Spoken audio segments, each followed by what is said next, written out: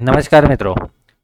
હવે આજે આપણે જે એનાલિસિસ કર્યું હતું કે માર્કેટ અહીંયા ક્યાંક ઓપન થાય તો અહીંયા ટ્રેન્ડ લાઇન ઉપરથી રિજેક્શન લેશે, પણ આજે માર્કેટે ગેપઅપ ઓપન કર્યું.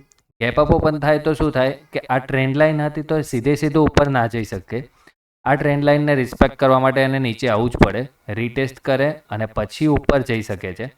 એના સિવાય પોસિબલ હતું જ નહીં. બરાબર છે. આપણે એક એનાલિસિસમાં એવું કીધું હતું કે અહીંયાથી જો માર્કેટ અહીંયાથી બ્રેક કરે તો એને રીટેસ્ટ કરશે અને પછી ઉપર જશે.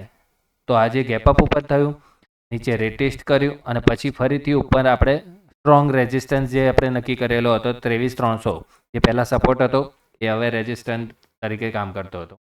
તો ત્યાં સુધી જ માર્કેટ ગયું છે. ઓકે, હવે આપણે કાલે શું થઈ શકે છે કાલે આપણે જોઈશું. તો ક્યાં ઓપન થાય છે એ મહત્વનું છે. જો આ જ રેન્જની અંદર ઓપન થશે ને તો માર્કેટ સાઇડવેઝ રહેવાનું છે. જ્યાં સુધી 23,300ને સ્ટ્રોંગ બ્રેક કરીને સસ્ટેન નહીં થાય ત્યાં સુધી એ 23,300ની અંદર આવી જવાનું.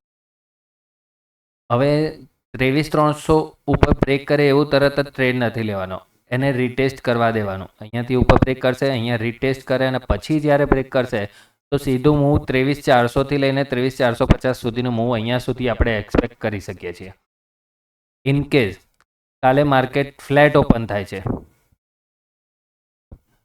કાલે માર્કેટ આપણે ફ્લેટ ઓપન થાય અહીંયા ક્યાંક અને રિજેક્શન ના આવે તો રિજેક્શન આવશે તો પણ 23,200નો એક સપોર્ટ છે, એને બ્રેક કરીને સસ્ટેન કરશે તો 23,100, અને અહીંયાથી પણ જો બ્રેક કરશે તો સીધો સપોર્ટ આવશે 23,000નો, જે અલ્ટિમેટ સપોર્ટ છે. તો આપણે જોઈએ કે હવે કાલે માર્કેટ કઈ જગ્યાએ ઓપન થાય છે. આ રેન્જની અંદર તો થોડું અવોઇડ કરશો તો જ સારું રહેશે, કારણ કે સાઇડવેઝ માર્કેટ રહી છે 2 થી 3 દિવસ. તો જોઈએ હવે કાલે માર્કેટ ક્યાં ઓપન થાય છે.